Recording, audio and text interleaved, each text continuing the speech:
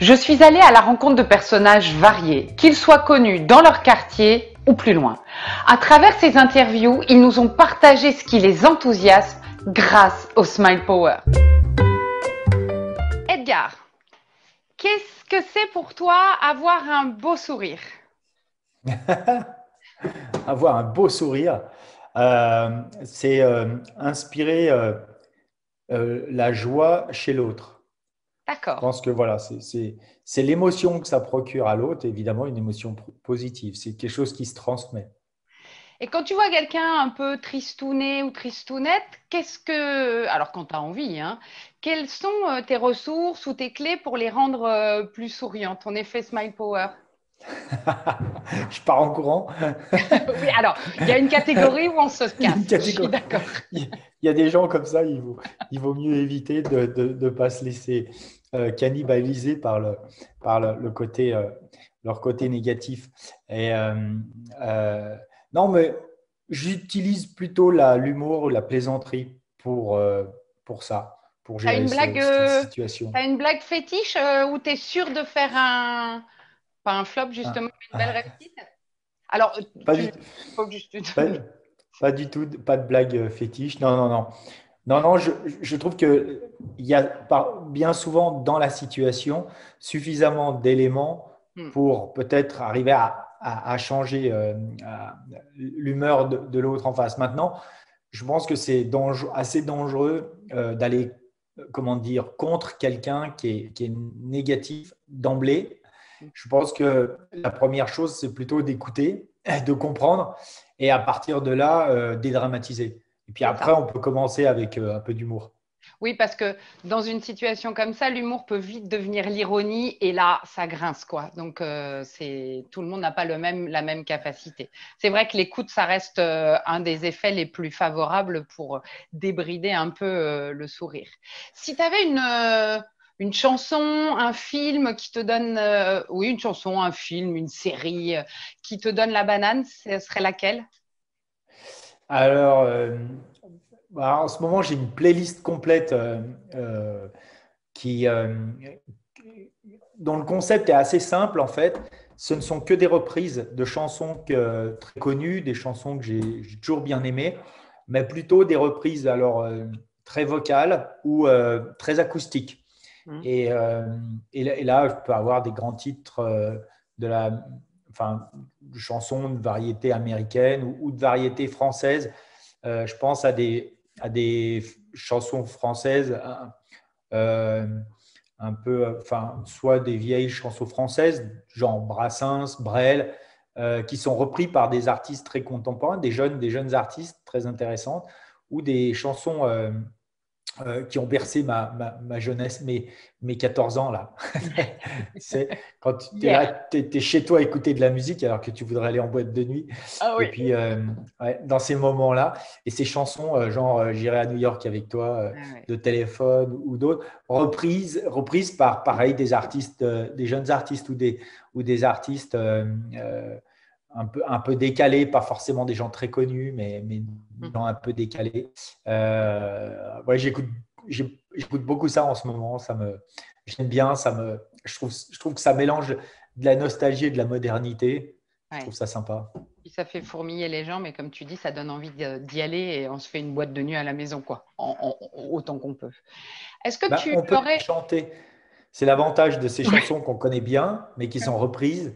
On peut les chanter, parce que les paroles, bon, en tout cas, on peut les fredonner. oui, Et voilà, j'aime bien ça. moi je trouve que même quand on connaît pas les paroles, l'espèce de yaourt anglais ou allemand ou ce qu'on veut, le chant c'est aussi une façon de s'aérer et d'avoir le smile à l'intérieur. Et puis l'avantage c'est que, enfin pour ma part, même quand on chante mal, ça fait rire les autres. Donc c'est du partage de chant et de rire. Ça c'est collaboratif. Est-ce que tu Ouais. aurais une anecdote à nous raconter ou d'une situation qui démarrait un peu mal et grâce au Smile Power qui s'est débridé ou tu as vaincu grâce à un joli sourire?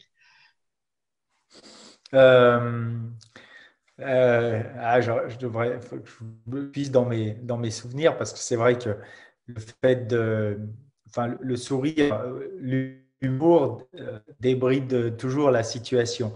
Je vais vous raconter une anecdote. Euh, C'était un jour, j'étais invité à la télé. C'était la première fois en fait que je passais sur Canal dans Nulle part ailleurs, qui était l'émission phare, vraiment la grosse émission. Euh, et parmi les invités, donc de Philippe Gildas, il y avait une dame bien plus âgée que moi. À l'époque, j'avais peut-être 22, 23 ans, qui s'appelait Gloria Lasso. Je ne connaissais pas, je crois que c'était une chanteuse. Et un chroniqueur était arrivé avec un bouquet de fleurs et lui avait offert très gentiment ce bouquet de fleurs. Et moi, je me sentais un peu con parce que j'étais là et j'avais voilà, j'avais rien. Bon, j'étais pas là pour lui offrir quoi que ce soit, mais je me sentais un peu con et j'avais une belle chemise à fleurs. Et du coup, pendant la coupure pub, avant de reprendre l'antenne, j'ai dit à Philippe Gildas, je voudrais aussi offrir des fleurs à Madame Gloria Lasso. Et il m'a dit, OK, on fait ça dès qu'on reprend l'antenne. Et du coup, je lui ai offert ma chemise et je suis parti là-dessus. Et vraiment, ça a à la fois fait sourire, enfin, ça a surpris, mais ça a surtout fait bien marrer tout le monde. Et j'ai pu sortir sur une note à peu près positive de cette situation. euh, de cette situation. Donc voilà, on s'est bien marré à ce Elle a moment-là. été, Et je crois elle a été qu'effectivement, elle a trouvé ça vraiment, vraiment pas drôle. drôle. Ouais.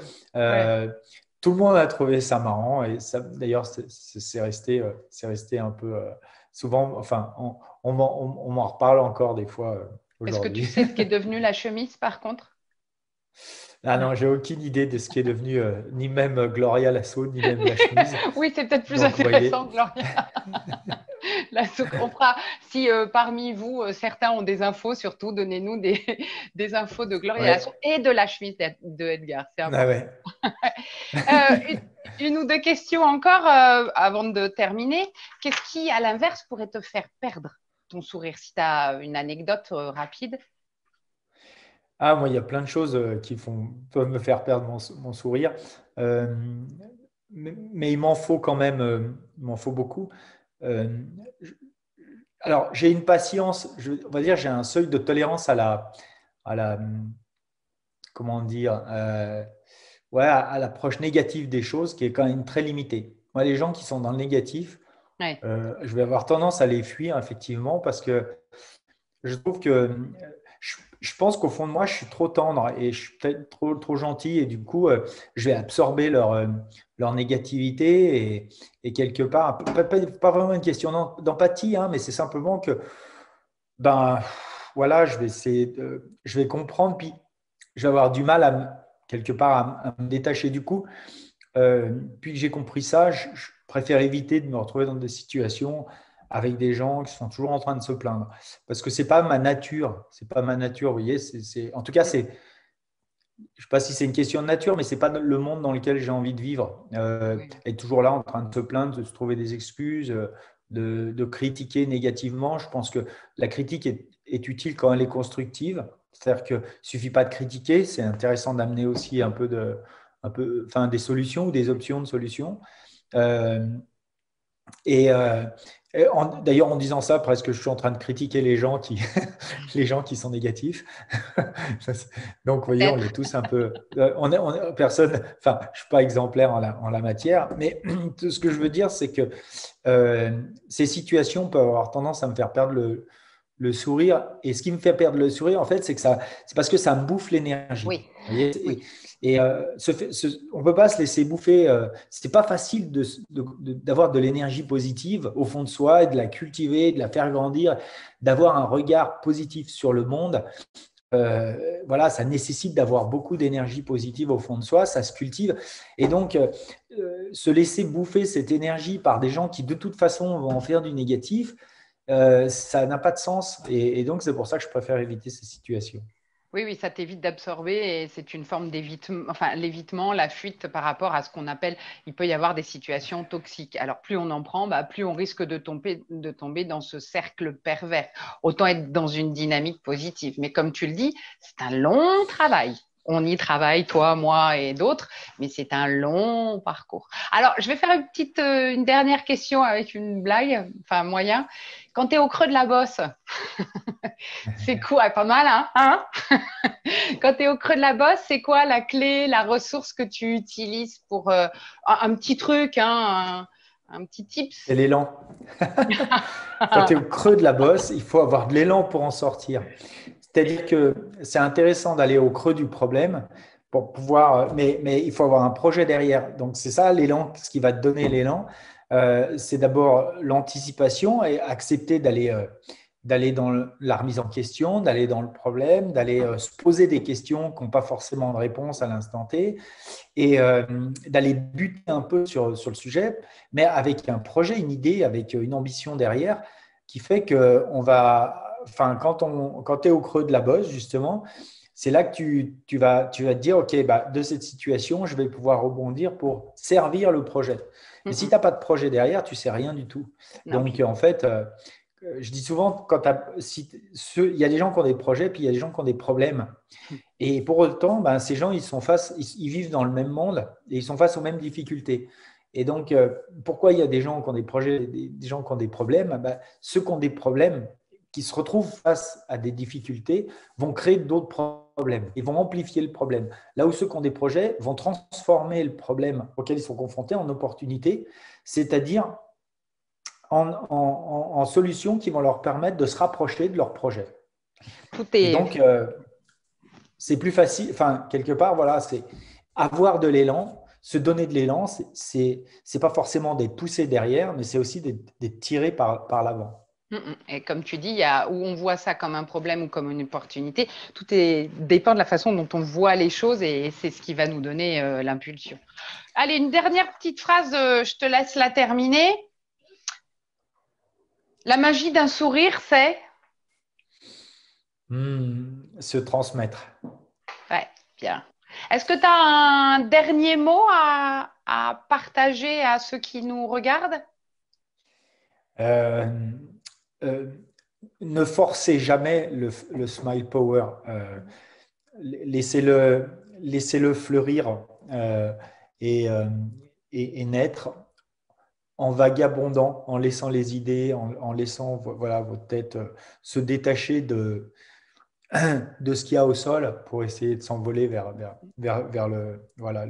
l'imaginaire, les rêves. Je trouve que de temps en temps, ça fait du bien et c'est comme ça que monte petit à petit le smile power aussi. C'est ça, la créativité, l'authenticité et hop, tout ça, ça vient tout seul. Merci beaucoup Edgar et à très bientôt sur les réseaux et ailleurs. À bientôt. Merci Delphine, à bientôt. Vous l'avez compris, sourire est fondamental dans notre quotidien. Si cette vidéo vous a plu, partagez-la. Vous pourrez répandre le Smile Power.